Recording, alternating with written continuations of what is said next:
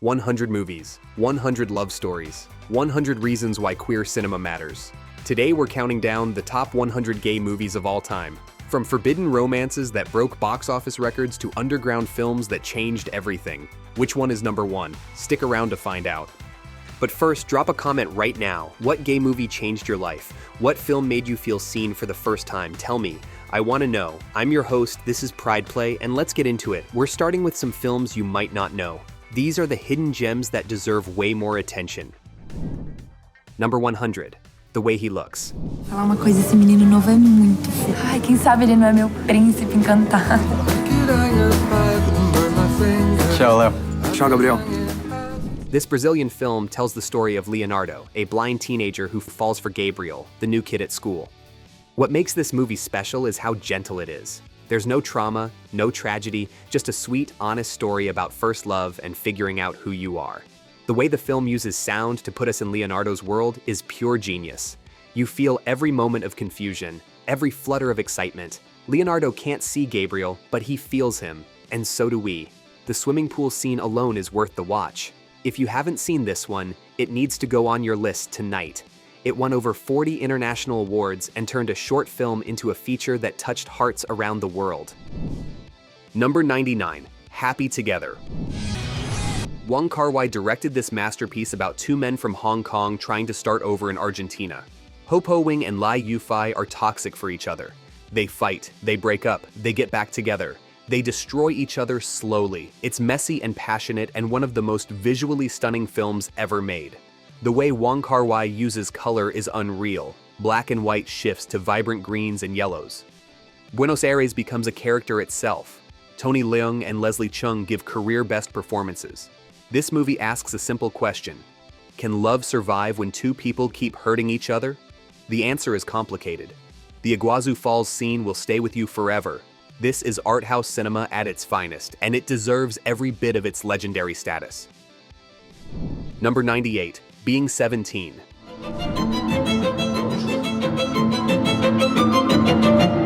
Il paraît que tu t'es pas défendu. This French film starts with two teenage boys who absolutely hate each other. Damien is the son of a doctor. Thomas lives on an isolated farm with his mother. They go to the same school, and every interaction is hostile. They fight physically. They can't stand being in the same room. Then circumstances force them to live together. What happens next is a slow, beautiful transformation that sneaks up on you. Director André Techin knows exactly how to capture that confusing moment when hate becomes something else entirely. The tension between these two builds and builds until it has nowhere else to go. It's awkward. It's painfully real. It's perfect. The French countryside setting adds another layer of isolation and beauty. This is a coming-of-age story that earns every emotional beat.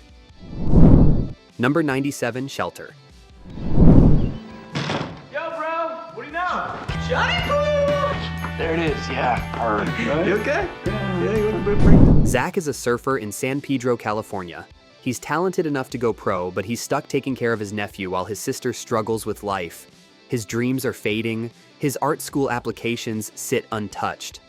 Then Sean, his best friend's older brother, comes home from traveling, and everything changes.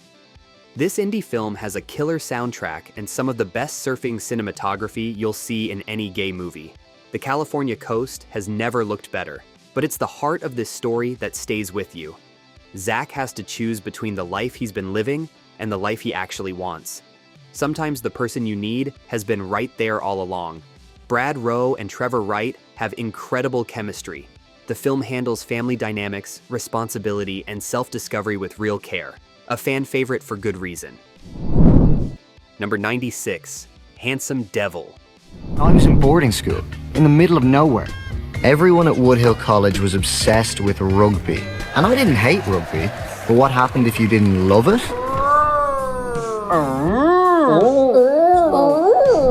Set in an Irish boarding school, this movie pairs Ned, a bullied outsider who loves music, with Connor, the new rugby star who becomes his roommate. You might think you know where this is going. You don't. This film is smart about masculinity, friendship, and the crushing pressure to fit in.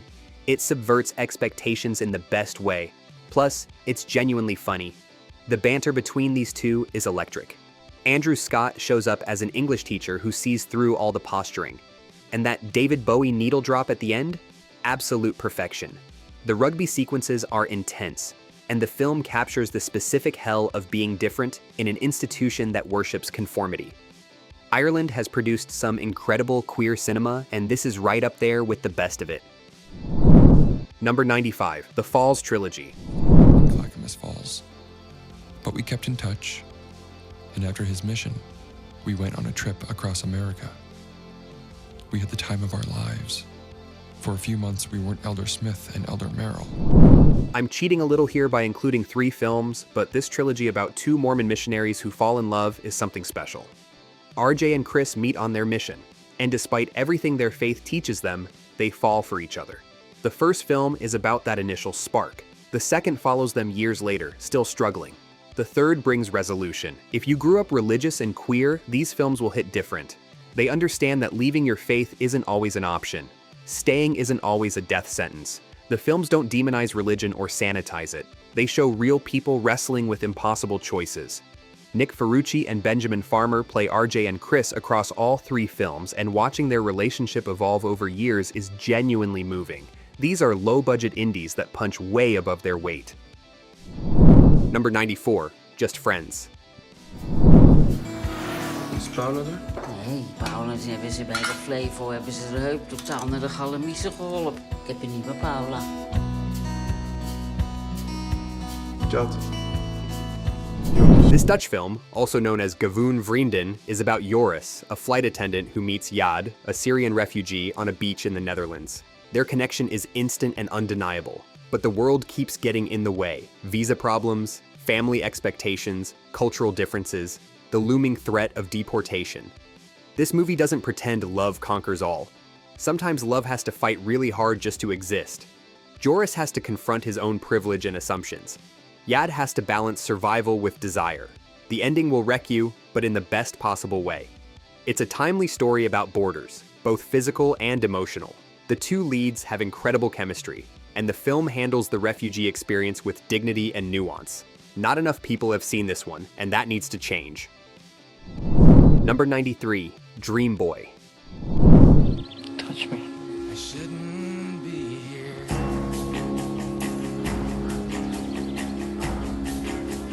What are we gonna do? One of his disciples, the one Jesus loved. Set in 1970s Louisiana, this adaptation of Jim Grimsley's novel is dark and haunting. Nathan moves to a small southern town with his troubled family and falls for Roy, the boy next door. Their connection is immediate and intense, but there are secrets in Nathan's past, dangerous ones, and the town they live in has its own darkness. This film doesn't shy away from difficult subjects. It deals with abuse, religious repression, and violence.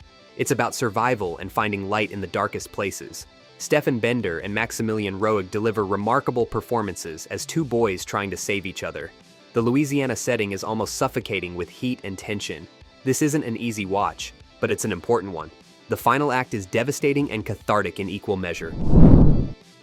Number 92, Jonathan. Ich habe geträumt von einem Engel, der mir hilft einzuschlafen.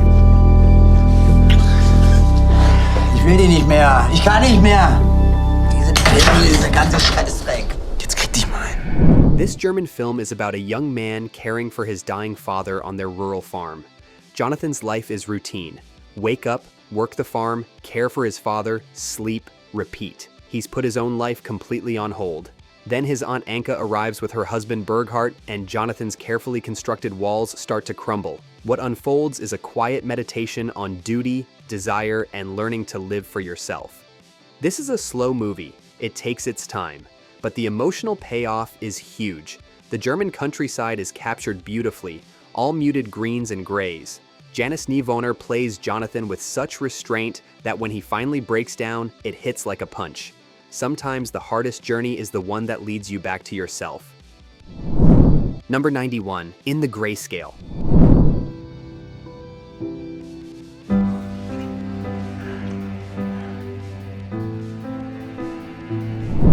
Bruno is a middle-aged architect in Chile. He's married to a woman. He has a son he adores. His life looks perfect from the outside. Then, he reconnects with an old flame, and everything he thought he knew about himself comes into question. This film handles the coming out later in life story with real compassion. There are no easy villains here. Bruno's wife isn't a monster. His conflict is internal.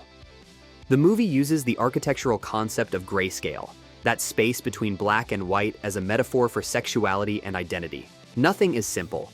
People are messy. Chile doesn't produce many queer films, which makes this one even more valuable. It's a mature, thoughtful exploration of what it means to finally be honest with yourself, even when the timing couldn't be worse. All right, we're warmed up now. Let's keep moving through the list. These next 10 films take us around the world. Proof that these stories are universal. Number 90, Firebird. Sergei, I'm an officer. I can't leave my motherland. Sexual relations of a man with another man, which is punishable by 5 years imprisonment in a hard labor camp, if there is the slightest truth in that report. Based on the true story of Sergei Fedosov, this film takes us inside the Soviet Air Force during the Cold War. Sergei is a young soldier counting down the days until his discharge. Then Roman, a dashing fighter pilot, arrives on base and everything changes. In a world where being gay meant prison or worse, their love is an act of defiance. The tension in this movie is incredible. Every stolen glance could be the one that destroys them. Tom Pryor, who also wrote the screenplay, and Oleg Zagorodny are magnetic together. The film captures the paranoia of Soviet life perfectly. You feel the walls closing in. The real Sergei's memoir inspired this, and knowing it's based on truth makes it even more powerful. A love story set against the machinery of oppression. Number 89, Matthias and Maxime. You're very close, huh? Est-ce que vous êtes déjà embrassés avant? Parce que c'est ça la scène que vous allez jouer dans le court-métrage d'Erika. Xavier Dolan wrote, directed, and starred in this Canadian film about two best friends whose relationship changes forever after they share a kiss for a student film. It was supposed to be nothing, just acting, but it cracked something open that can't be closed. What follows is a deep dive into how we construct our identities and what happens when those constructs start to fall apart. Dolan's filmmaking style is kinetic and emotional. Quick cuts, intimate close-ups, a soundtrack that hits you in the chest. He knows how to make you feel everything his characters feel. The supporting cast of friends adds texture and humor. This is about more than just two people. It's about how our relationships define us and what happens when one relationship threatens to change everything. Number 88, Holding the Man. How are you? I'm Tim Conograve. I'm in your geography class. I really like you. John Callio. Will you go round with me? Yep. This Australian film tells the true story of Tim Conograve and John Callio, whose love lasted 15 years through triumph and tragedy. Ryan Corr and Craig Stott play the couple from their first meeting at a Melbourne boys' school in the 1970s through the AIDS crisis of the late 1980s. Tim was a drama student, John was the captain of the football team. Their love was immediate and lifelong. The film doesn't shy away from showing their fights, their mistakes, their human messiness. But it also shows their profound commitment to each other. When AIDS enters their story, the film becomes almost unbearably moving.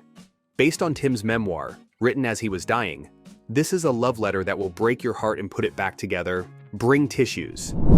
Number 87, A Single Man. Was always saying that we're invisible. It's not exactly what I meant.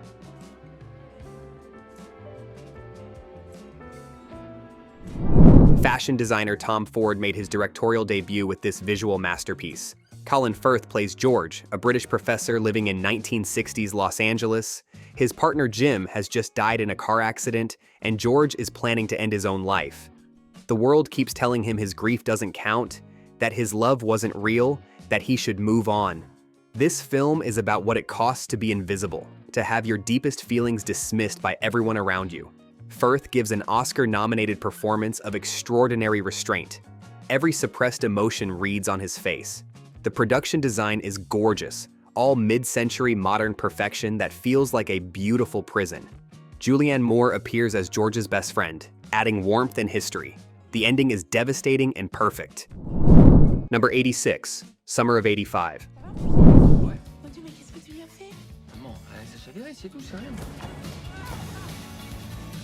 tout ce qu'ils te font. Allez! Et que ta mère fait ça à tous les mecs qui viennent. C'est que c'est ma première fois. Tu te détends, tu résistes jamais au mouvement. Francois Ozon brings us this vibrant story of teenage obsession set on the French coast. When 16-year-old Alexis capsizes his boat in a storm, he's rescued by the mysterious David. What follows is an intense summer romance that burns bright and dangerous. The film opens with Alexis being questioned by police about David's death, so we know from the start this isn't going to end well, but watching it unfold is hypnotic. The 1980s aesthetic is perfect, all neon and new wave music. Félix Lefebvre and Benjamin Voisin are electric together. Ozon adapts Aidan Chambers' novel Dance on My Grave into something cinematic and emotionally brutal. The film asks whether intense young love is beautiful or destructive. The answer might be both. Before we move forward, hit that join button right now and become a member of the Pride Play family. Members get access to exclusive videos you won't find anywhere else. Trust me, you don't want to miss what we've got planned. 85 BPM, beats per minute. Je risque pas de choper votre connerie de sida, hein, en attendant.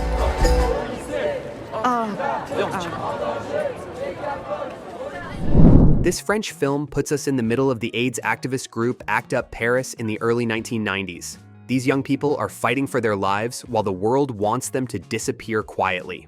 The political scenes are electrifying, full of passion and strategic debate, but the personal moments are equally devastating. We follow Sean, who is HIV positive, and Nathan, who is negative, as they fall in love in the middle of a war. Director Robin Campillo was himself an ACT UP member, and you can feel that authenticity in every frame. The dance sequences are incredible, bodies moving together with joy and defiance. This film won the Grand Prix at Cannes, and it deserves every accolade. It's about love and rage and refusing to die quietly. Number 84, Beach Rats. Where did you two meet? On the boardwalk, under the fireworks.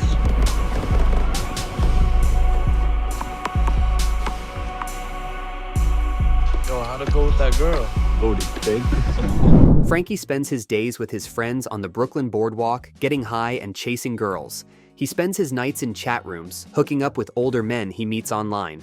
He's not ready to be honest about who he is. Maybe he never will be. Director Eliza Hittman crafts this film with incredible visual sensitivity. The neon lights of Coney Island, the glow of computer screens, the bodies in the dark.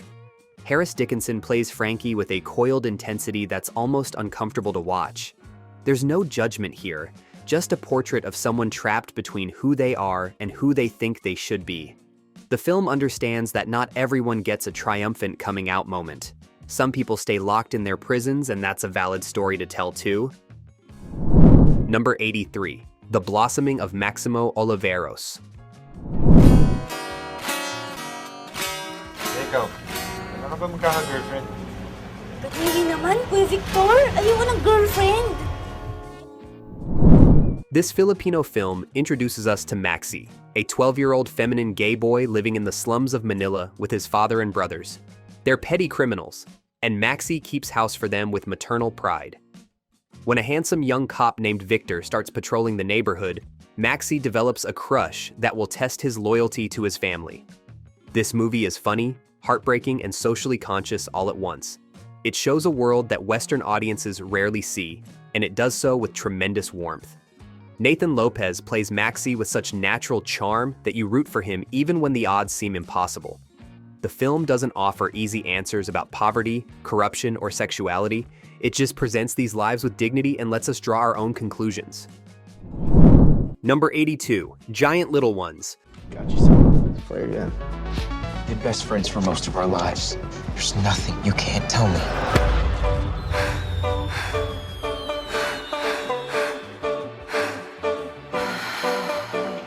Alice, wait.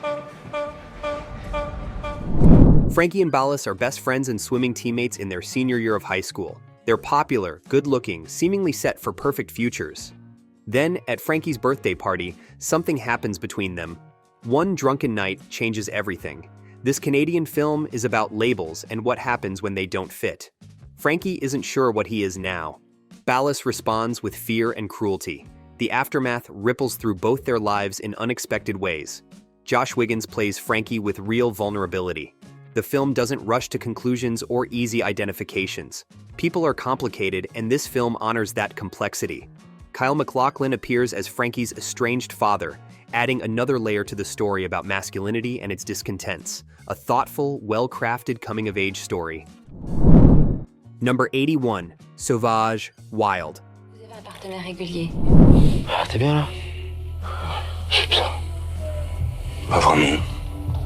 Ça fait combien de temps que vous vous prostituez? Un certain temps.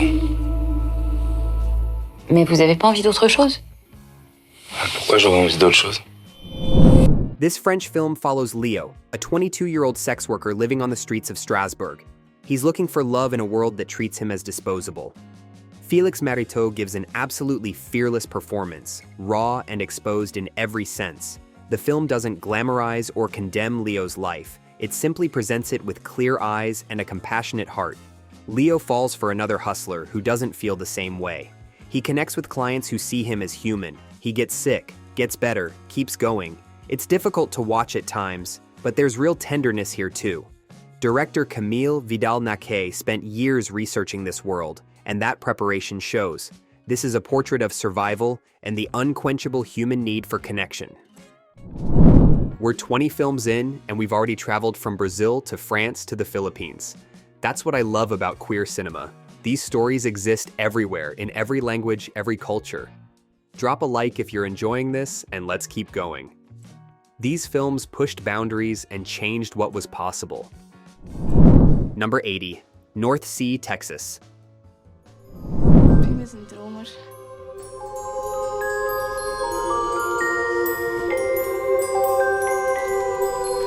Wacht maar tot als ik 18 ben. Dan staat hier een glimmende motor, Suzuki 380 GT. En jij mag echt erop. This Belgian coming-of-age film is set in the 1970s and follows Pim, a shy teenager living with his mother in a dreary coastal town. Pim is in love with Gino, the older boy next door, who treats him with casual affection but won't commit to anything real.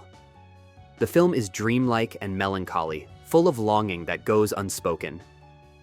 Jelle Florizzuni plays Pim with such quiet intensity that his heartbreak becomes almost unbearable. The mother-son relationship is complicated and beautifully drawn. She's too caught up in her own romantic disasters to see what her son is going through. This is a small film, but it captures the ache of first love perfectly. The seaside setting adds to the sense of isolation and wanting. Number 79, Free Fall.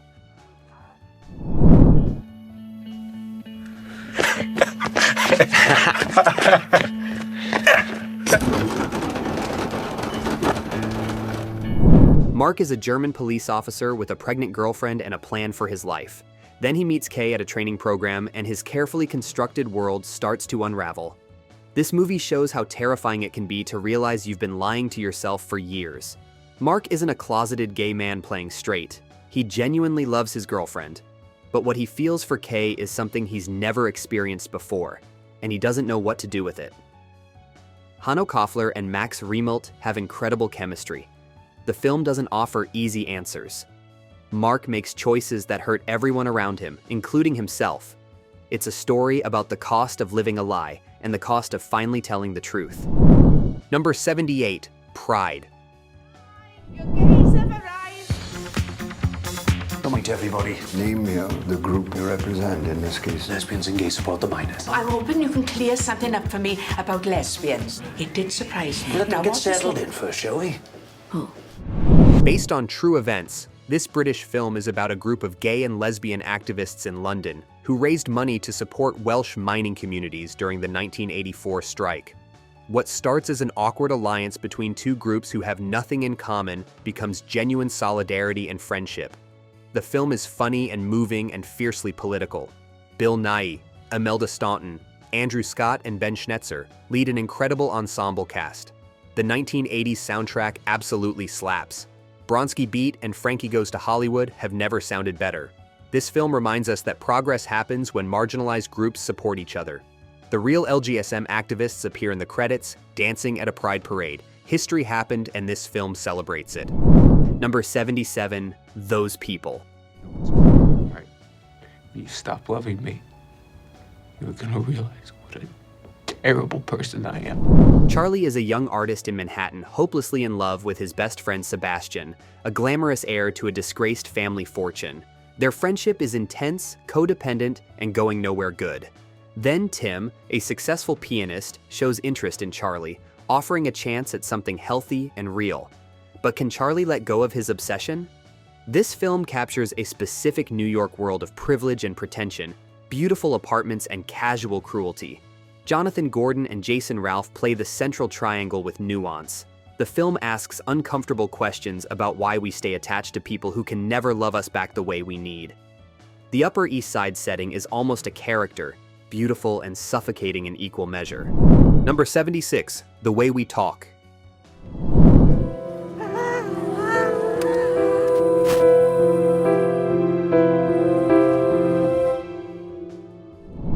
This documentary explores how language has evolved within the LGBTQ community. From camp to shade to kiki, the way we speak carries history and meaning. Linguists and community members break down where these terms came from, how they spread, and what they mean. It's fascinating and fun. The film shows how marginalized communities create their own codes, both for survival and for joy. Language becomes resistance, becomes art, becomes identity. The talking heads are engaging and insightful, and the archival footage provides context. If you've ever wondered where your vocabulary came from, this documentary will illuminate so much. Words matter, and this film proves it. Number 75, Edge of 17. Yeah. His name's Danny. Not the 2016 Haley Steinfeld movie. This 1998 indie follows Eric, a teenager in Ohio circa 1984, navigating his first crush on Rod, the busboy at his summer job at a local restaurant. It captures that specific feeling of being young and gay in a place where no one talks about it. The fashion is peak mid-80s, all feathered hair and tight jeans. The soundtrack features New Order and the Eurythmics. Eric's sexual awakening is treated with humor and warmth. Chris Stafford plays Eric with goofy charm, and Leah Delaria shows up as a supportive lesbian co-worker. The film understands that first loves are intense and usually don't last, but they shape who we become. A sweet time capsule that deserves more recognition. Number 74, Weekend. Out of my league or whatever. And yeah, we came back here, didn't we? And then you kissed me. Like you said, you took my shirt off. I just thought that we were having a really nice time. So, sorry Glenn, if I don't make your grade. Andrew Hay's breakthrough film is about Russell and Glenn, two men who meet at a club in Nottingham on a Friday night and spend a transformative weekend together. That's it. That's the plot. But the conversations they have, the intimacy they build, it's like nothing else. The film is almost entirely two people talking, and it's riveting. Russell is reserved, still figuring himself out. Glenn is political, provocative, leaving for America in 2 days. What can they possibly build? Tom Cullen and Chris New give phenomenal performances, completely naturalistic and raw. Hay shoots their conversations in long takes, letting us feel time passing. This film understands that to let someone really see you is terrifying and necessary. A small miracle of a movie. Number 73, Saved.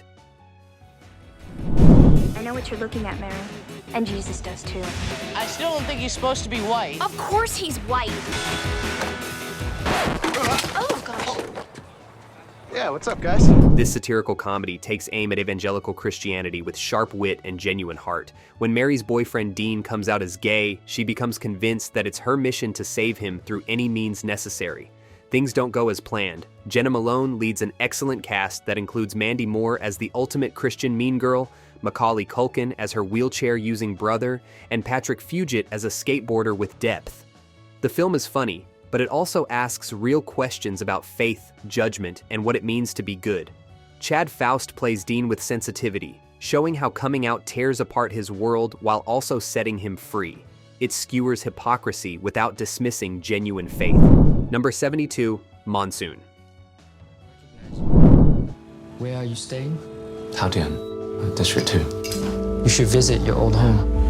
Yeah, I'm going to. You look like your picture. Thank God.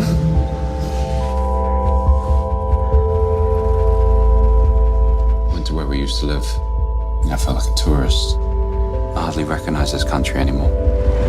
Kit returns to Vietnam for the first time since his family fled as refugees when he was a child. He's there to scatter his parents' ashes and confront a country he doesn't remember.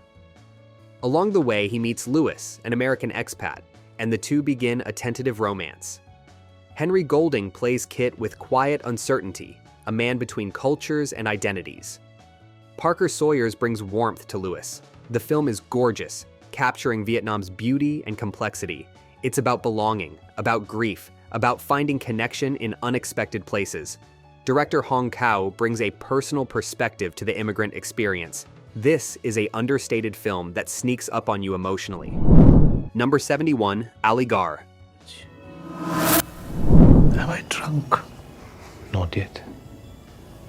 Then I'll have one more. Was it your lover? तुम लोग ये शब्द के पीछे क्यों पड़ जाते हो? कभी लव को भी समझने की कोशिश किया करो. It's a beautiful world. Based on the true story of Professor Srinivas Ramchandra Siras, this Indian film tackles homophobia in academia with devastating power. Siras was a respected linguistics professor at Aligarh Muslim University who was secretly filmed with a male partner and subsequently fired and publicly humiliated. Manoj Bajpayee gives a quietly devastating performance as a man whose private life becomes a national scandal. Rajkumar Rao plays a journalist who tries to tell his story with dignity. The film is a plea for privacy and human rights. In a country where homosexuality was criminalized until 2018, this movie was an act of courage. Siras died under mysterious circumstances before his case concluded. This film ensures he's remembered as more than a headline. If you're still here, smash that subscribe button. We've got 70 more movies to cover, and they only get better from here. These are the films that built loyal followings and earned serious acclaim. Number 70, Hedwig and the Angry Inch. Girly boy become the internationally ignored song stylist barely standing before. I can't believe you're not a girl. John Cameron Mitchell wrote, directed, and starred in this rock musical about Hedwig, an East German who undergoes a botched sex change operation to marry an American soldier and escape to the West. Now she's touring dive bars with her band, The Angry Inch, following the sold-out arena shows of Tommy Gnosis, a rock star who stole her songs and her heart. The music absolutely rocks, written by Stephen Trask. Songs like Origin of Love and Wig in a Box have become queer anthems. Hedwig's search for her other half is mythic and deeply personal. This film spawned a Broadway revival that won Tony Awards. It's funny, angry, sad, and ultimately triumphant. A cult classic that deserves its devoted following. Number 69, Latter Days. We're from the Church of Jesus Christ. Just a moment. Honey? Stacy, you'll want to hear this. What have we here? Christian is a shallow party boy in West Hollywood who makes a bet that he can seduce Aaron, a Mormon missionary newly arrived in Los Angeles. What starts as a cruel game becomes something real. Aaron struggles with his faith while Christian learns what it actually means to care about someone. Wes Ramsey and Steve Sandvoss play the leads with conviction. The supporting cast is stacked. Jacqueline Bisset, Mary Kay Place, and Joseph Gordon-Levitt all appear. The film handles religion with more nuance than you might expect, showing both its comfort and its damage. The ending is genuinely romantic. For a certain generation of gay men, this movie was formative, and it still holds up. Number 68, Maurice.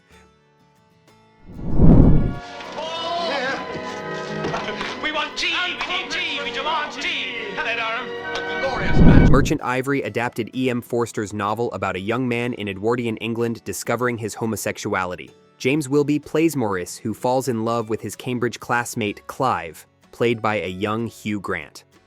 Their relationship can't survive in their world of class expectations and respectability.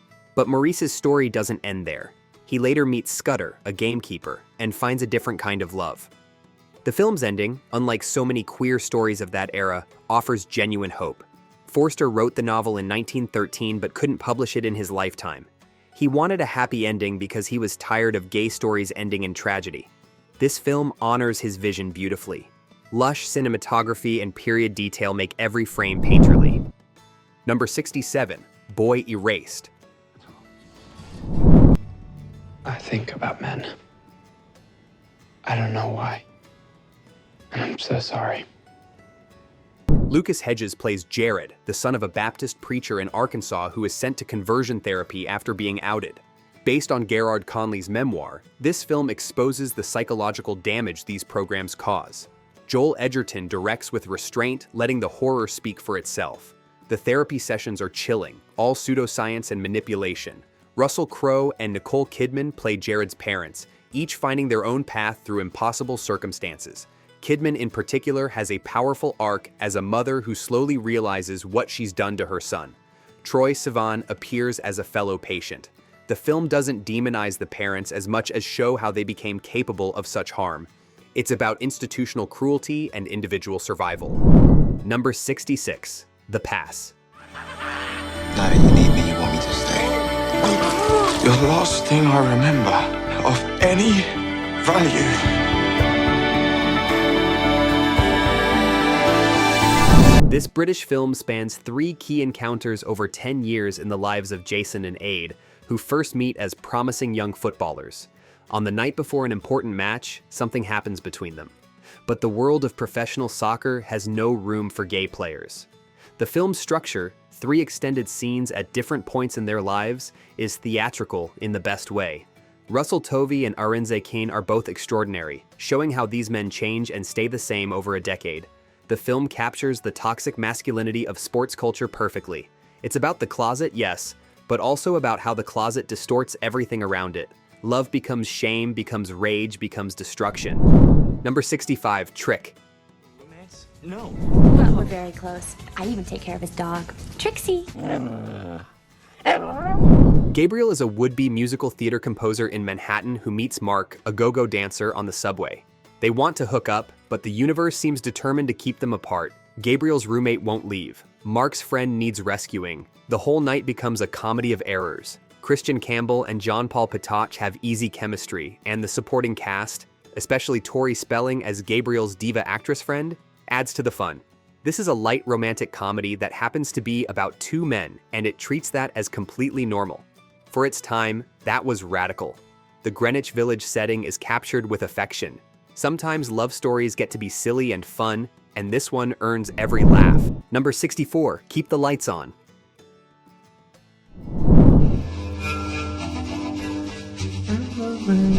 Ira Sachs directed the semi-autobiographical film about Eric, a documentary filmmaker in New York, and Paul, a closeted lawyer struggling with addiction.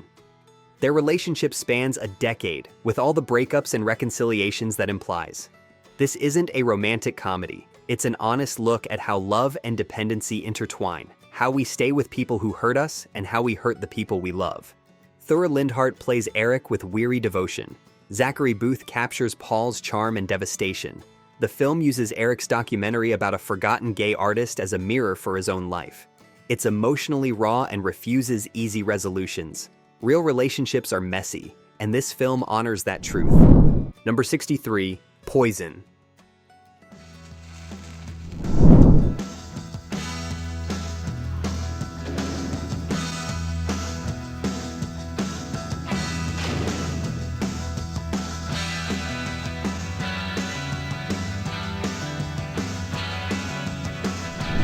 Todd Haynes' debut film weaves together 3 separate stories inspired by the writings of Jean Genet. Hero is a mock documentary about a boy who murdered his father and flew away. Horror is a 1950s B-movie pastiche about a scientist who drinks his own experiment. Homo is a prison drama about desire and degradation. It's experimental, confrontational, and deliberately provocative. The film was at the center of the culture wars when it won the Sundance Grand Jury Prize despite being made with NEA funding.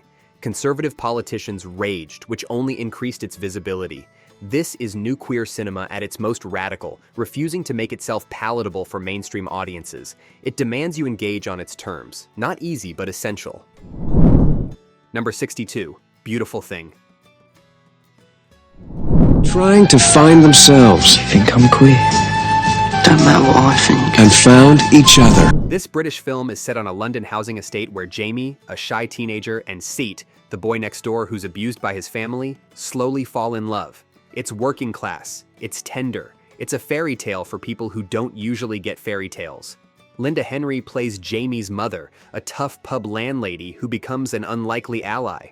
the Mamas and the Papas soundtrack ties everything together with dreamy optimism.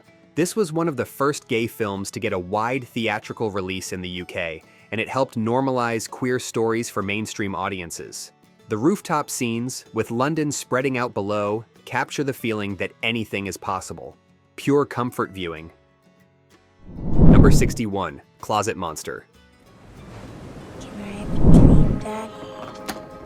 It's gonna be super dangerous and super scary. But not, like, so scary that you wake up Mom and Dad. Ready?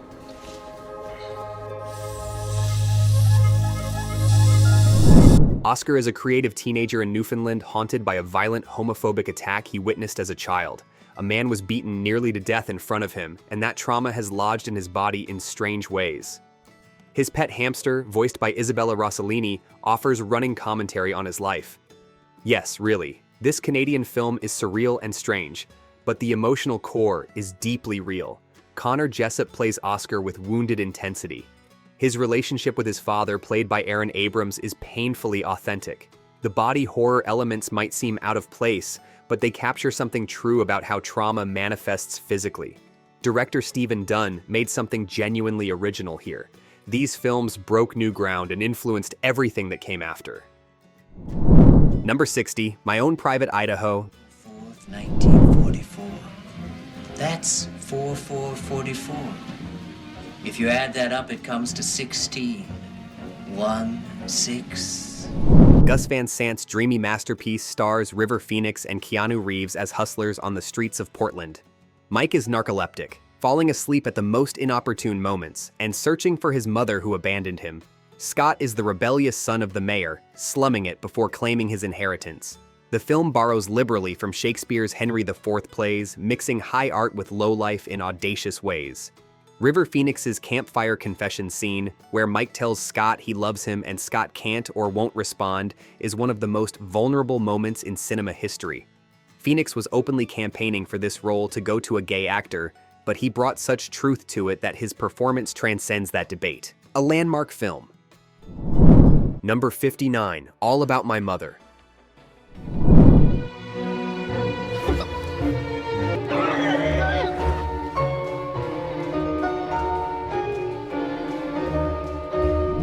Pedro Almodóvar won the Oscar for Best Foreign Language Film for this melodrama about Manuela, a mother in Madrid whose teenage son is killed chasing an actress for an autograph.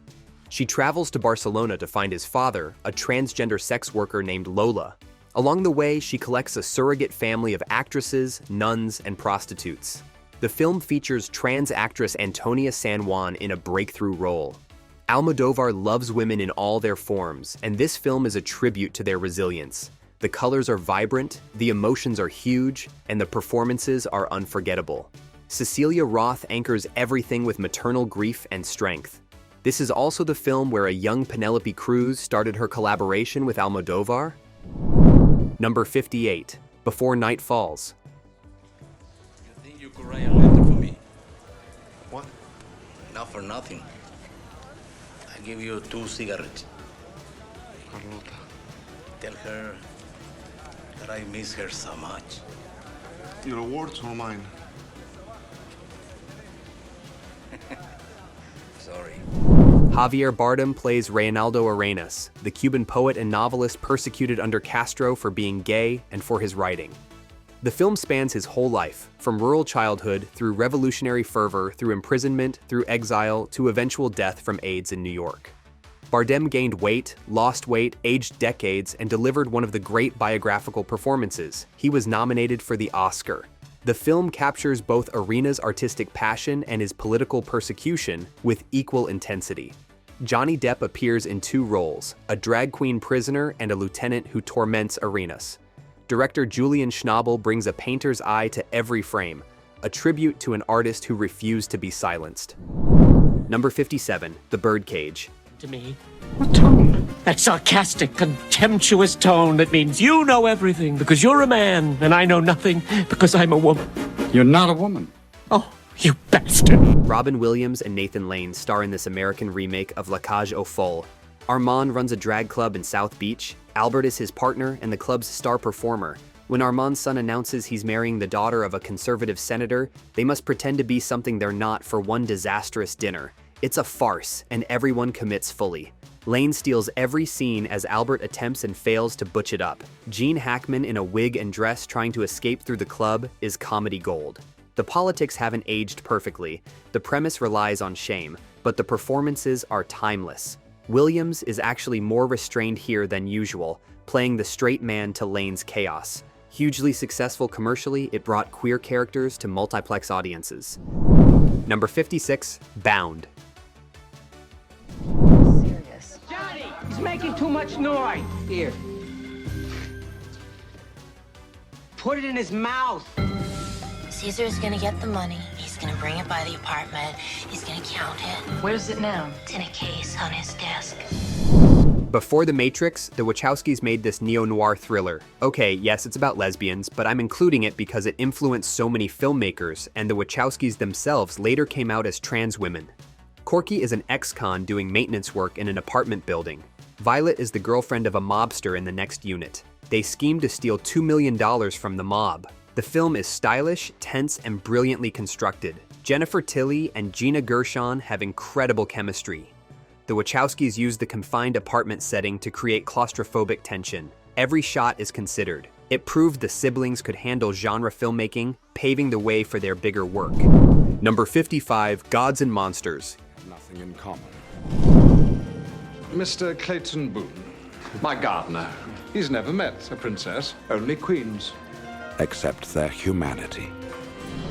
Ian McKellen plays James Whale, the openly gay director of Frankenstein and Bride of Frankenstein in his final years. Living in 1950s Los Angeles, he's isolated and haunted by his past. When a young gardener named Clayton starts working on his property, Whale becomes fascinated with him. Brendan Fraser plays Clayton with surprising depth. Lynn Redgrave is Whale's disapproving housekeeper. McKellen earned an Oscar nomination for this role, dignified and wry and aching with loneliness. The film moves between present day and flashbacks to the trenches of World War I, where Whale was traumatized in ways that would shape his art. Director Bill Condon would go on to direct the Twilight films, but this remains his masterpiece. Number 54, Milk. Elected to major office. Society can't exist without the family. We're not against that. Can two men reproduce? No, but God knows we keep trying. Sean Penn won the Oscar for playing Harvey Milk, the first openly gay elected official in California history. The film follows Milk from his days as a Castro Street camera shop owner through his political campaigns to his assassination in 1978. Gus Van Sant directs with energy and purpose, intercutting archival footage with recreations. The supporting cast is excellent. Josh Brolin as the troubled Dan White, James Franco as Milk's boyfriend Scott Smith, Emile Hirsch as the young activist Cleve Jones. The film captures both the joy of liberation and the ever-present threat of violence. When Milk gives his hope speech, you understand why he mattered. History that must never be forgotten. Number 53, Velvet Goldmine. What matters is the legend that grows up around him. I can make you a star. Todd Haynes' glam rock Fantasia is loosely inspired by David Bowie and Iggy Pop. Brian Slade, played by Jonathan Rhys-Meyers, is a glam rock superstar in 1970s Britain who fakes his own assassination and disappears.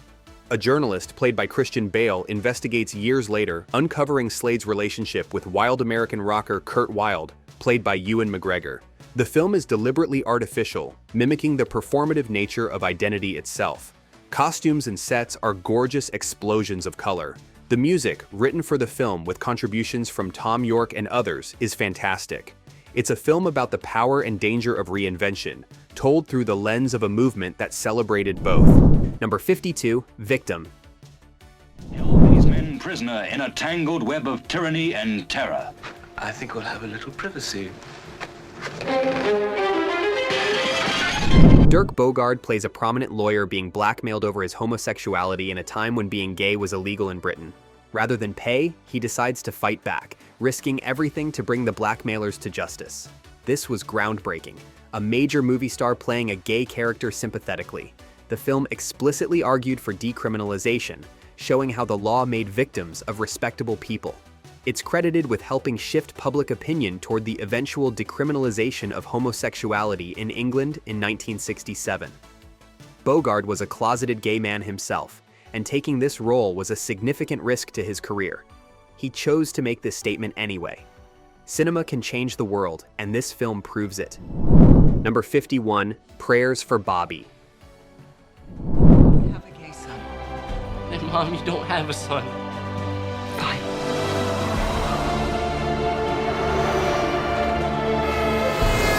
Sigourney Weaver plays Mary Griffith, a devout Christian mother in the 1970s whose son Bobby comes out as gay.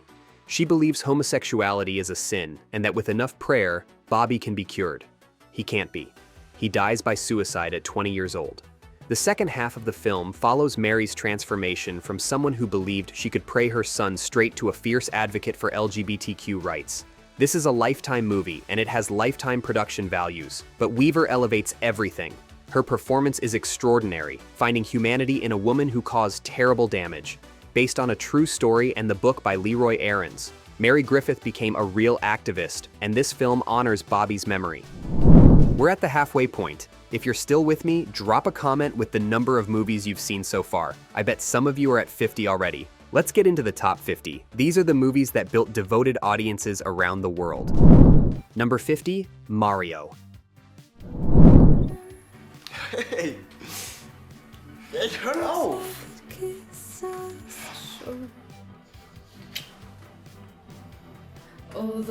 This Swiss film follows Mario, a promising young soccer player, and Leon, a German striker who joins his team. Their chemistry on the field translates to something more off it, and soon they're falling for each other. But professional soccer has no room for gay players. Their relationship is discovered, and both face impossible choices between love and career. Max Hubacher and Aaron Altaris have genuine chemistry, and the soccer sequences are well filmed. The film doesn't offer easy answers about coming out in hostile environments. Sometimes there is no good choice, only less bad ones. A sports movie that takes both the sports and the relationship seriously. Number 49, God's Own Country. Get your ass in the gear, Jippo!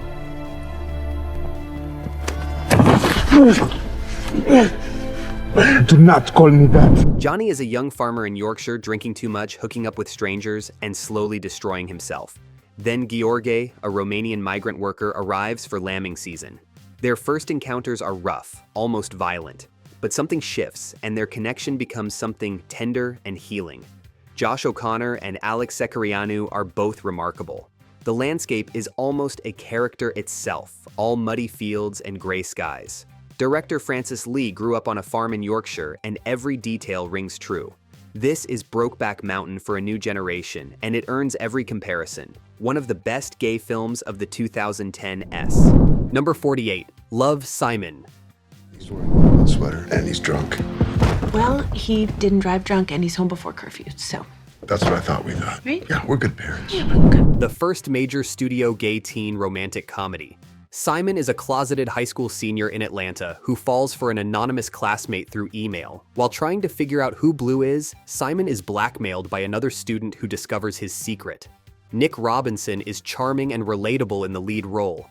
The film is cute and funny and exactly the kind of movie straight kids have always had. It shouldn't feel revolutionary, but it does. Jennifer Garner and Josh Duhamel play Simon's supportive parents, and their coming out scene is genuinely moving. Every queer kid deserves to see themselves in a mainstream romantic comedy, and this delivered. Number 47, Mysterious Skin. I was 8 years old. 5 hours disappeared from my life. 5 hours. Gone without a trace. Two boys in Kansas are haunted by the same childhood event. Neil became a hustler, hard and detached. Brian believes he was abducted by aliens, searching for answers to lost time. Their paths will eventually cross, and the truth will emerge. Joseph Gordon-Levitt gives a fearless performance as Neil, completely committed to the character's damage and desire. Director Greg Araki doesn't look away from difficult material, including childhood sexual abuse. This film is not easy to watch, but it's about trauma and survival and the stories we tell ourselves to cope with what happened. The Kansas setting is both mundane and strange, a profound and challenging film. Number 46, Red, White, and Royal Blue. People I date don't interest me, and the people who interest me, I can't date. Oh my God, Henry, I have no idea what you're talking about. You're as thick as it gets. Alex, the son of the first female American president, gets into a public feud with Prince Henry of England. Forced to fake a friendship for diplomatic reasons, they discover their animosity masks attraction. Based on Casey McQuiston's beloved novel, this romantic comedy went straight to streaming but became a massive hit. Nicholas Galitzine and Taylor Zachar Perez have excellent chemistry. The film delivers exactly what the fans wanted: swoony romance, political intrigue, and a happy ending. Uma Thurman plays the president with authority and warmth. It's wish fulfillment of the highest order. Sometimes we need stories where love conquers all and the good guys win. Number 45, The Normal Heart. I've never seen or heard of anything like this. This seems to only be happening to gay men. We have to do something. No one else will. Ryan Murphy directed this HBO film adaptation of Larry Kramer's autobiographical play about the early AIDS crisis in New York City. Ned Weeks, based on Kramer himself, is a writer who tries to mobilize the gay community while the epidemic explodes around them. Mark Ruffalo plays Ned with passionate rage. The supporting cast is incredible: Matt Bomer, Julia Roberts, Jim Parsons, and Alfred Molina. It's an angry film. It should be. People were dying while the government did nothing, while the New York Times refused to cover the story, while the blood supply went unprotected. This film preserves that rage, so we never forget what happened and who let it happen. Number 44, In From the Side.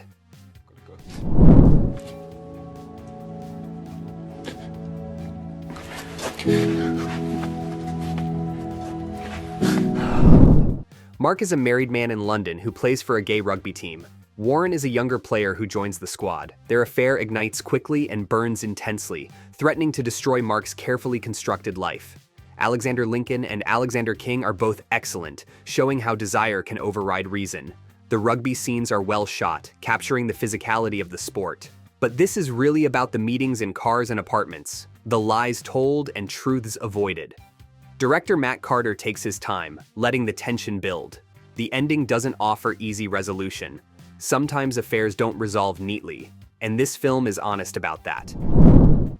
Number 43, Geography Club, 2013.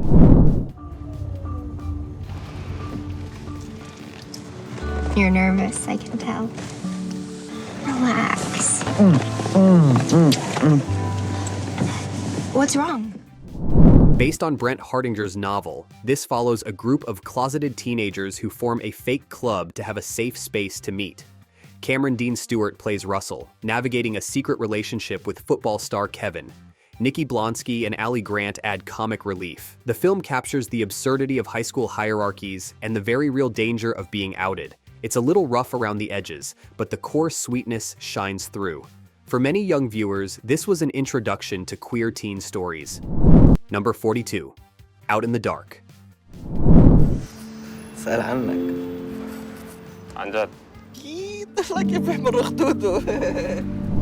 Nimr is a Palestinian student from Ramallah studying in Tel Aviv. Roy is an Israeli lawyer. They meet at a gay club and fall in love, but their relationship is caught between impossible political realities. Nimr faces threats from Palestinian authorities for being gay. His Israeli visa is revoked. Roy's world is complicated by his own family secrets. This Israeli film doesn't pretend there are easy answers to the conflict. It shows how politics destroys individual lives. Nicholas Jacob and Michael Aloni have intense chemistry. The film's tension builds relentlessly toward an ending that is devastating and earned. Love in a War Zone. Number 41, Torch Song Trilogy. This weekend, you're the one who wanted to know. Just because I said that's what I wanted doesn't mean that's what I wanted. If I had ever opened a mouth to my mother the way you did to me, you'd be talking to a woman with a size 6 wedgie sticking out of her forehead. Harvey Fierstein adapted his own Tony-winning play, starring as Arnold Beckoff, a drag queen in New York looking for love and family across 20 years. Matthew Broderick plays his younger lover Alan. Brian Kerwin plays Ed, the bisexual man Arnold can't quit. Anne Bancroft plays his mother in scenes of epic confrontation. When Arnold finally demands that his mother recognize his grief over Alan's death as equal to her grief over his father, the scene is explosive. This film demands respect for gay relationships, not tolerance, not acceptance. Respect. Made in 1988, it still feels radical. Fierstein's voice and presence are unforgettable. These films had impact beyond queer audiences, shaping broader cultural conversations. Number 40, And Then We Danced.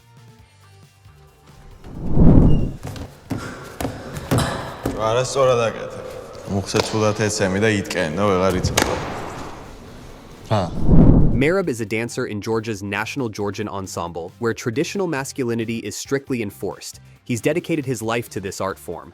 Then Irakli, a rival dancer, arrives, and their competition on the dance floor becomes something more complicated. This film caused violent protests in Georgia. People threw firebombs at theaters. Politicians demanded bans. That's how threatening a simple love story can be to people who want to control others. The dancing is spectacular, and Levan Gelbakiani gives a breakout performance as Merab. Director Levan Akin, who is Swedish-Georgian, made something that belongs to both cultures and challenges both. Number 39, The Shiny Shrimps.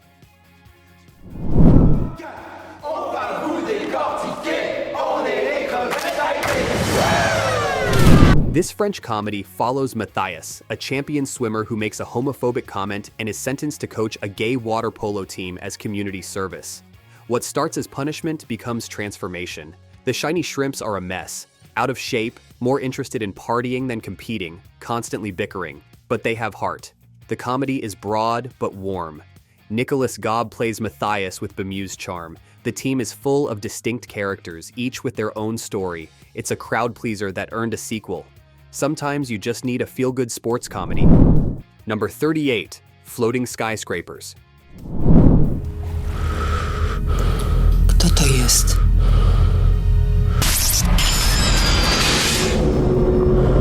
A Polish film about Kuba, a competitive swimmer with a girlfriend who begins an affair with Michal, an artist. Poland is not an easy place to be gay, and the film captures that tension. Mateusz Banasiuk and Bartosz Gelner have smoldering chemistry. The swimming sequences are beautiful, bodies moving through water. The relationship is intense and destructive, tearing through both men's lives. Director Tomasz Wasilewski doesn't offer a happy ending. Some societies don't allow for happy endings, and the film is honest about that. Critically acclaimed at festivals worldwide. Number 37, The Wise Kids. Are you really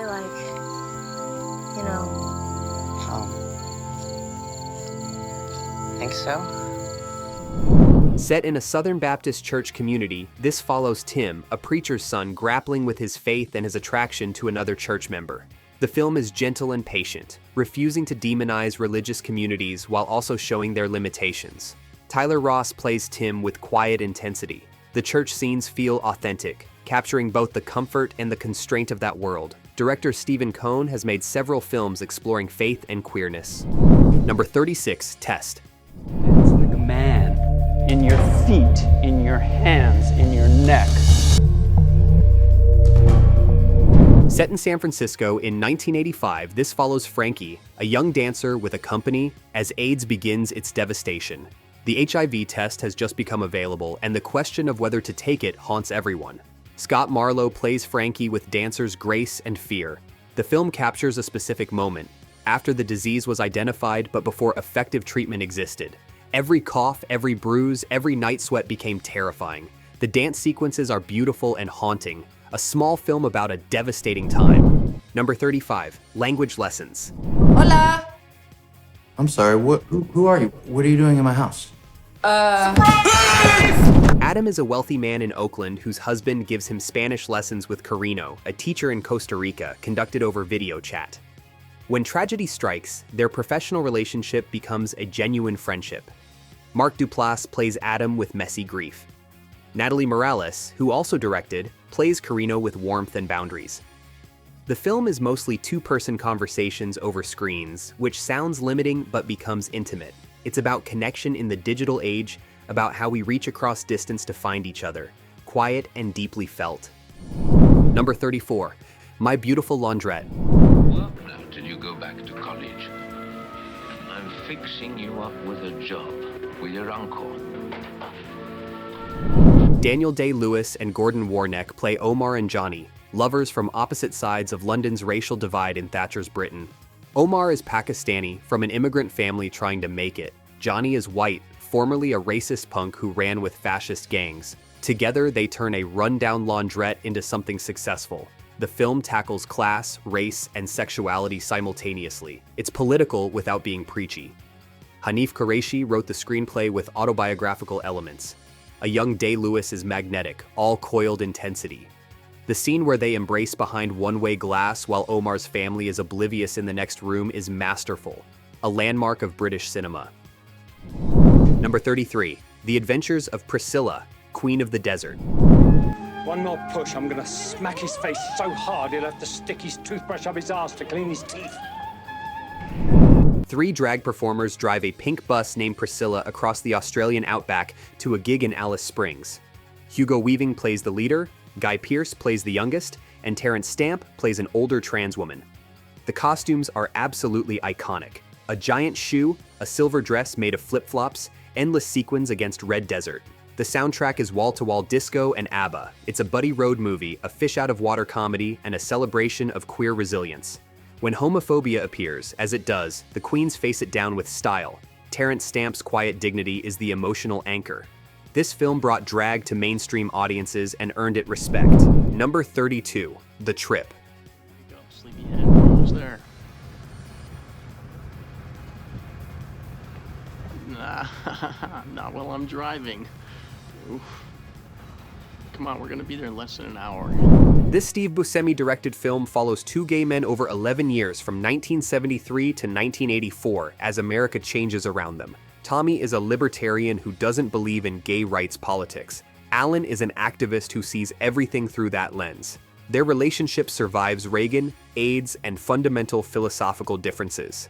Larry Sullivan and Steve Braun play the leads across a decade of change. The film captures how the ground shifted under gay men in this period, how a hedonistic 70s became the terror of the 80s, made for television but theatrical in ambition. Number 31, Sorry Angel.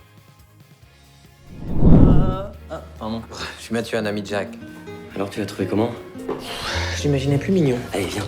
Je vais à Rennes voir mon breton bizarre. Just one moment. Jacques is an HIV-positive writer in Paris in 1993. Arthur is a young student from Brittany who becomes fascinated with him. Their relationship unfolds against Jacques' declining health. Pierre Deladonchamp and Vincent Lacoste are both wonderful, capturing the joy and pain of falling in love when death is near. Director Christophe Honoré fills the film with his own memories of that era. It's melancholy, but not morbid, funny, and sexy despite everything. The French title means to please, to love, and to run fast, capturing the urgency of living when time is short. We're in the top 30 now. These are undeniable classics. Number 30, Jongens, Boys, 2014. Space we hide. In both ways I apart. Ben geen homo.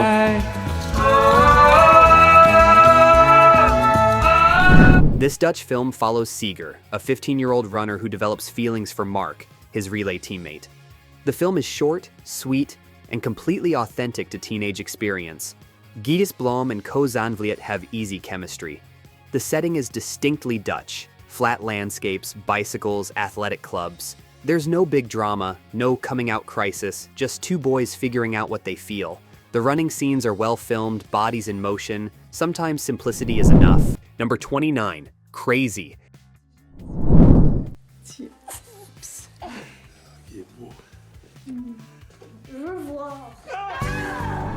Zach is the 4th of 5 sons in a conservative Quebec family in the 1960s and 70s. His father suspects he's gay and tries everything to fix him. His mother is more understanding but conflicted. The film spans 2 decades as Zach struggles with his identity, his faith, and his desperate desire for his father's approval. Michel Cote plays the father with complexity, not as a monster, but as a man trapped by his own fears. Marc-André Grandin is heartbreaking as Zach. The soundtrack, heavy on Patsy Cline and David Bowie, is perfect. This French-Canadian film was a massive hit and remains one of the best coming-of-age stories ever made. Number 28, Brokeback Mountain. Jack twist.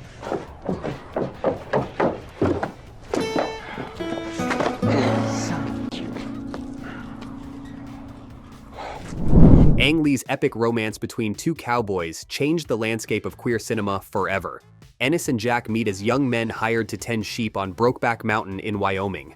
What begins as an isolated encounter becomes a 20-year love affair they can never fully live. Heath Ledger and Jake Gyllenhaal are both extraordinary, conveying worlds of emotion through clenched jaws and minimal dialogue. The landscape is its own character. The ending, with Ennis holding Jack's shirt in a closet, is one of cinema's great, devastating images. The film should have won Best Picture. It was robbed for Crash. Still devastating almost 20 years later. Number 27, Call Me By Your Name. Read books, transcribe music, swim at the river, go out at night. Sounds fun. All right, later. A Summer in Northern Italy. Elio is 17, precocious and bored. Oliver is a graduate student staying with his family to work with Elio's professor father. What develops between them is passionate, tender, and transformative. Timothée Chalamet became a star with this role, capturing every shade of adolescent longing and joy. Armie Hammer brings easy confidence and hidden depth to Oliver. The peach scene is iconic. The final shot, Chalamet's face in the fireplace as the credits roll, is cinema history. James Ivory won the Oscar for Adapted Screenplay. Sufjan Stevens' songs are perfect. Director Luca Guadagnino creates a sun-drenched world you want to live in forever. One of the decade's best romances. Number 26, Philadelphia. We've been talking it over, your future that is, and we feel that because we respect you so much, we must be honest with you. Excuse me. Am I being fired? Tom Hanks won his first Oscar playing Andrew Beckett, a lawyer fired from his prestigious firm for having AIDS. Denzel Washington plays Joe Miller, a homophobic personal injury lawyer who reluctantly takes Andrew's discrimination case. This was Hollywood's first major studio film about AIDS, and it brought the epidemic into mainstream consciousness. The opera scene, where Andrew explains Maria Callas to Joe, is transcendent. Hanks's physical transformation as the disease progresses is heartbreaking. The film is sometimes criticized for being too mainstream, too careful, but its impact at the time was enormous. Millions of people saw this movie and had their minds changed. That matters. Number 25, Paris is Burning. My name is Angie Extravaganza, and I am the mother of the House of Extravaganza. I'm Willie Ninja, the mother of the House of Ninja. Jenny Livingston's documentary about New York's drag ball culture is essential viewing for understanding where so much of modern queer culture comes from. Voguing started here. The language of shade and reading and realness started here. The people in this film, many of whom have since died, created a culture that changed the world. Pepper LaBeija, Dorian Corey, Venus Extravaganza, Willie Ninja. These are historical figures who deserve recognition. The film captures both the joy of the ballroom and the harsh realities outside it. Many of these performers were poor, homeless, marginalized in every way. The balls were where they could be queens. Number 24, LA Cage aux Folles.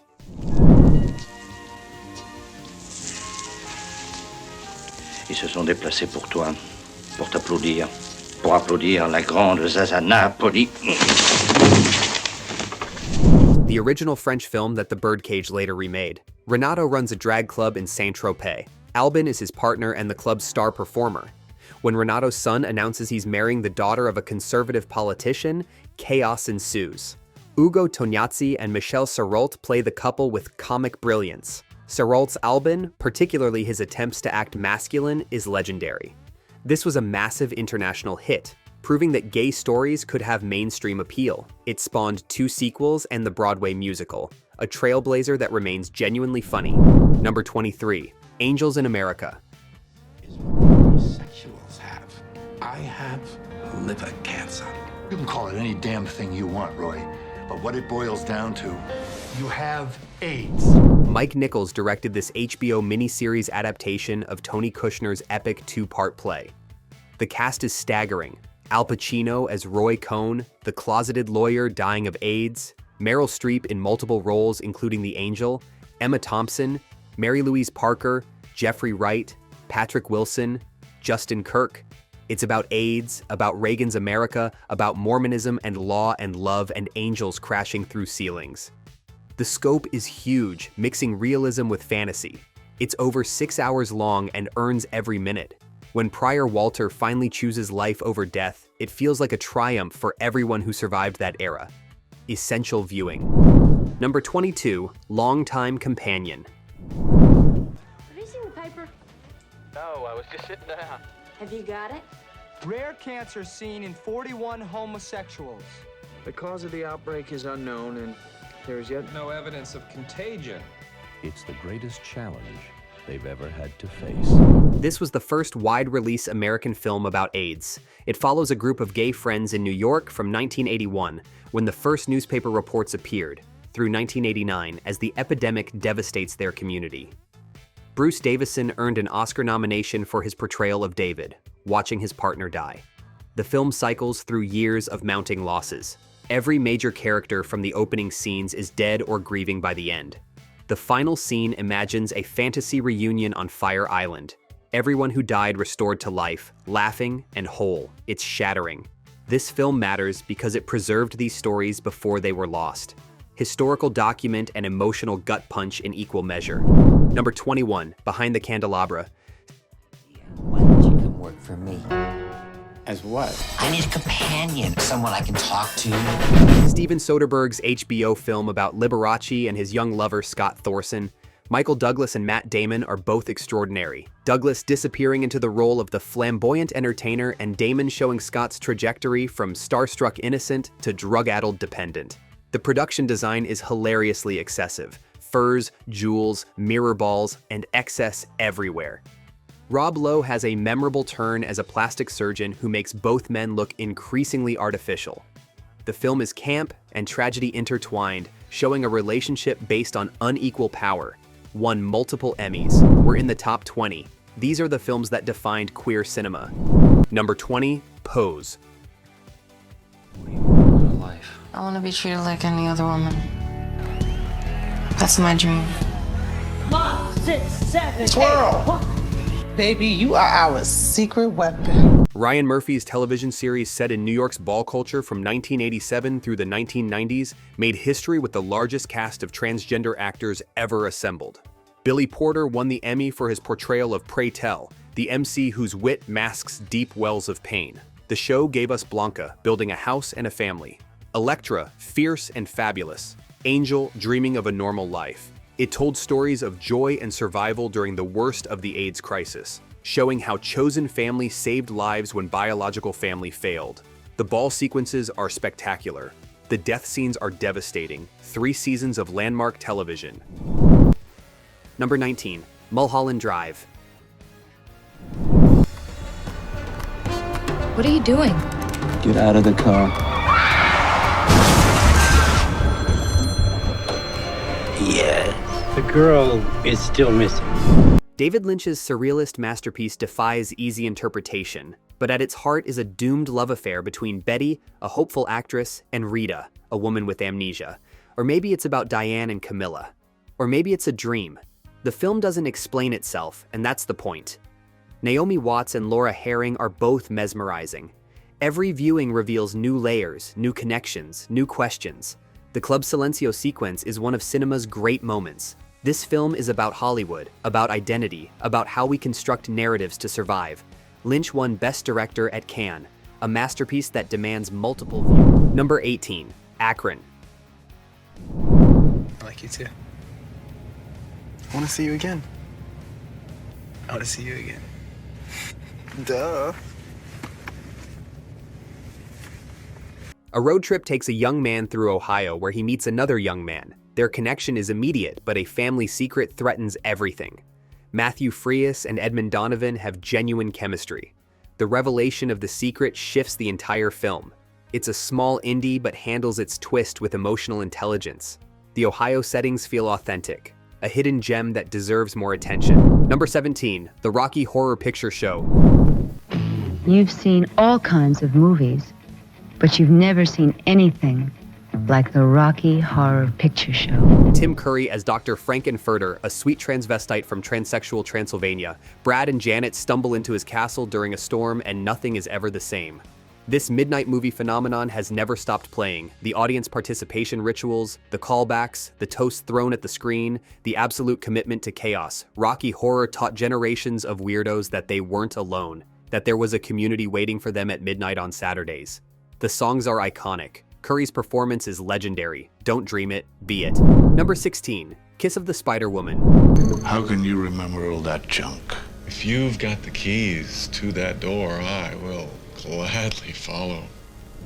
William Hurt won the Oscar for playing Melina, a gay window dresser imprisoned in Brazil for corrupting a minor who shares a cell with Valentin, a political prisoner. To pass the time, Melina recounts the plots of movies in elaborate detail, transporting them both from their grim reality. The film within the film is a Nazi propaganda romance, which comments on Melina's complicated politics. Raul Julia plays Valentin with intensity.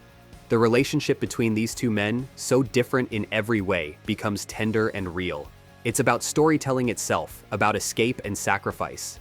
Hurt's performance is delicate and heartbreaking. Number 15, Rent. Jonathan Larson's rock musical about artists and activists in New York's East Village during the AIDS crisis finally made it to the screen. Most of the original Broadway cast returned, years older than their characters but bringing history and authenticity. Seasons of Love has become a standard. La Vie Bohème is an anthem. One Song Glory breaks hearts. The film isn't perfect. The transition from stage to screen is sometimes awkward, but it captures why this musical meant everything to a generation. Larson died the night before the show's first preview, never seeing its success. His spirit lives in every performance. Number 14, Cabaret. Liza Minnelli won the Oscar for playing Sally Bowles in Bob Fosse's masterpiece set in 1931 Berlin as the Nazis rise to power. Michael York plays Brian, a bisexual Englishman caught between Sally and a German baron. Joel Grey's MC is haunting, his performances in the Kit Kat Club commenting on the horrors happening outside.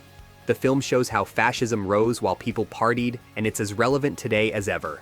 The musical numbers are staged brilliantly, each one advancing the themes. Maybe this time is desperate hope. Tomorrow Belongs to Me is chilling. Life is a cabaret, old chum. Number 13, Some Like It Hot. You've never laughed more at sex or a picture about it. You stay here as long as you like.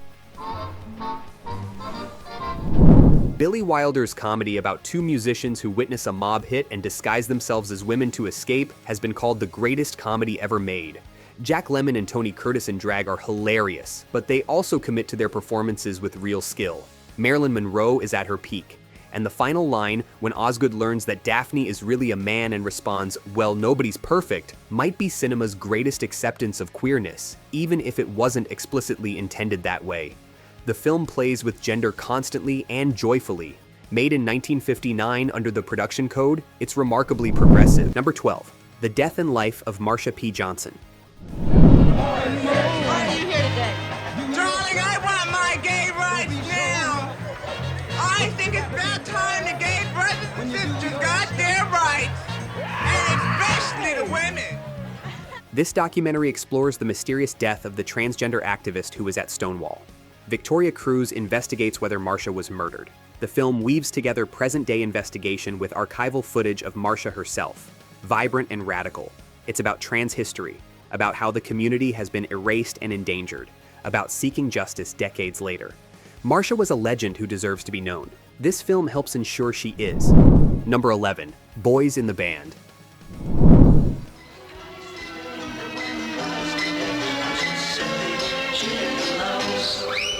Thanks, Sonny. You live with your parents? Yeah, but it's all right. They're gay. William Friedkin directed this adaptation of Mark Crowley's groundbreaking play about a birthday party where gay men gather and secrets emerge. It was made before Stonewall's impact fully registered, and the self-hatred of the characters has been criticized. But it's also a time capsule of how gay men talked to and about themselves in that era. The cast, many of them gay, gives committed performances. The ending line, "You show me a happy homosexual and I'll show you a gay corpse," captures the internalized homophobia of the time. Remade in 2020 with a new cast. Here we go. The top 10 gay movies of all time. These are the films that defined everything. Number 10, different from the others. Yes, 1919.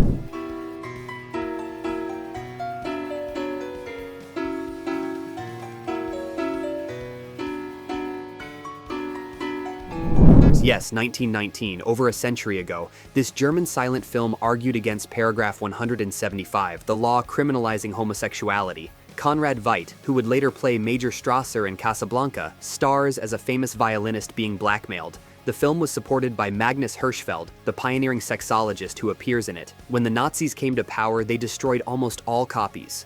A few survived. This is where queer cinema began. The first gay rights film ever made. That it exists at all is a miracle. Number 9. Dallas Buyers Club. You've tested positive for HIV. Have you ever used intravenous drugs? Have you ever engaged in homosexual conduct? Homo. You say homo? You made a mistake. That ain't me. Mr. Woodruff, we estimate you have 30 days left. Matthew McConaughey won the Oscar for playing Ron Woodruff, a Texas electrician and rodeo cowboy diagnosed with AIDS in 1985. Given 30 days to live, he begins smuggling unapproved treatments from Mexico to sell to desperate patients. Jared Leto won supporting actor for playing Rayon, a transgender woman who becomes his partner. McConaughey's physical transformation is stunning, but it's his emotional journey from homophobe to advocate that powers the film. Jean-Marc Vallée directs with handheld intimacy, a true story about fighting the system when the system wants you to die. Number 8. Word is Out.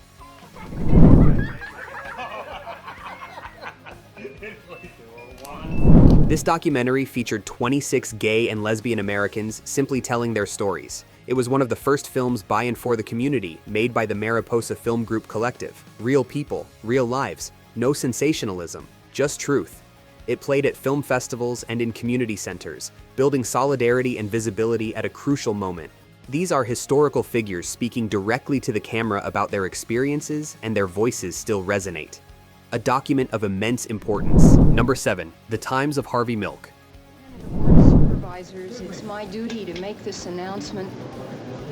Both Mayor Moscone and Supervisor Harvey Milk have been shot and killed. This documentary won the Academy Award. It tells Harvey Milk's story through interviews and archival footage. Hearing his actual voice, seeing his actual campaign, understanding the San Francisco community that loved him, it's powerful in a way that even the excellent Gus Van Sant biopic can't fully capture. Milk was the first openly gay elected official in California. His assassination, along with Mayor George Moscone by Dan White, and the light sentence White received, is laid out with devastating clarity. This is history preserved. Number 6. To Wong Fu, Thanks for Everything, Julie Newmar. So, Virgil, I gather you like hitting ladies. Some ladies need to get hit. Then, conversely, some men need to be hit back. Thanks for Everything, Julie Newmar, Patrick Swayze, Wesley Snipes, and John Leguizamo play 3 drag queens driving cross-country to a pageant when their car breaks down in a tiny Nebraska town. What follows is a sweet comedy about community, acceptance, and the power of fabulous transformation. Seeing these action movie stars in full drag was a cultural moment. Each performance is committed and distinct. Swayze's dignity, Snipes' exuberance, Leguizamo's youth. The townspeople who become friends are not mocked. The film proved that mainstream audiences would embrace queer stories told with joy. A crowd pleaser that holds up. Number 5. The Celluloid Closet. What things? Bad things. I can't tell you. Mary, you're annoying me very much. If you have anything to say, say it. I mean, I can't say it out loud. I've got to whisper it. Why must you whisper it? I don't know. I've just got to. Based on Vito Russo's essential book, this documentary explores how Hollywood depicted gay and lesbian characters throughout its history. From the coded sissies and villains of early cinema through the tragic figures of the 1960s to emerging visibility in the modern era. Lily Tomlin narrates. Dozens of celebrities share their perspectives on screen. Understanding this history, the stereotypes and silences and occasional breakthroughs is crucial to understanding where we are now. Russo died of AIDS before the film was completed, but his work lives on. Essential viewing for anyone who cares about representation. Number 4. Tongues Untied. Silence is my cloak. It smothers. Silence is my sword. It cuts both ways. Marlon Riggs' documentary about black gay men is poetry and protest combined into something unforgettable. Using personal testimony, spoken word performance, archival footage, and his own story, Riggs explores the intersections of race and sexuality in America. PBS stations refuse to air it. Politicians attacked the NEA for helping fund it. That controversy proved its power. Riggs was living with AIDS when he made this, and that urgency infuses every frame. He died in 1994, but this film ensures his voice continues. Art, activism, and autobiography fused into one. Number 3, The Living End. Dars, I gotta go, okay? I can't talk. Yeah, I'll call you tomorrow. I'll call you tomorrow, okay? Greg Araki's road movie about 2 HIV-positive men who meet and embark on a crime spree is new queer cinema distilled to its essence. Luke is a film critic who just tested positive. John is a drifter who may have killed a cop. Together, they hit the road with nothing to lose. The film is angry, nihilistic, romantic in its own dark way. Made on almost no budget, it captured the rage of a community abandoned by its government. This isn't an appeal for acceptance, it's a middle finger to a world that wanted them to die quietly. Punk rock filmmaking. Number 2, And the Band Played On. Squeezed into this one. If we don't find that donor before he donates more blood, the mortality rate could ultimately turn out to be 100%. How many people have to die to make it cost efficient for you people to do something about it? 100? 1,000? Give us a number. This HBO film, based on Randy Schultz's book, documents the early years of the AIDS crisis with the scope of an epic. The government indifference, the infighting among researchers competing for credit, the gay community's initial denial, the heroes who fought when no one else would. The cast is extraordinary. Matthew Modine, Alan Alda, Phil Collins, Richard Gere, Steve Martin, Lily Tomlin, Angelica Houston, Ian McKellen, and more. Every performance is committed to telling this story. It's enraging and heartbreaking, essential viewing to understand what happened and why. Number 1, Moonlight.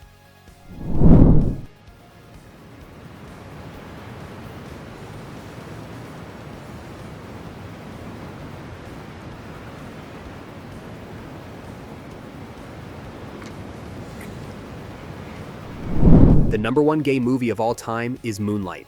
Barry Jenkins tells Chiron's story in 3 chapters, 3 actors, one life shaped by poverty, violence, and a hunger for tenderness. Mahershala Ali won the Oscar for playing Juan, the drug dealer who teaches Chiron to swim. The silence between characters says more than dialogue ever could. When the Academy announced the wrong Best Picture winner and then corrected it, the whole world watched a black queer film take its rightful place. Made for almost nothing, against all odds. This film matters because for so many black queer men, it was the first time they saw themselves treated with this much love. In Moonlight, black boys look blue. They also look seen. 100 films, from 1919 to today, from around the world. Stories of joy, heartbreak, comedy, tragedy, first love, and lasting partnership. What did I miss? What's your number 1? Tell me in the comments. This conversation keeps going. Subscribe, hit the bell, follow us everywhere. I'm your host. This is Pride Play. Stay proud.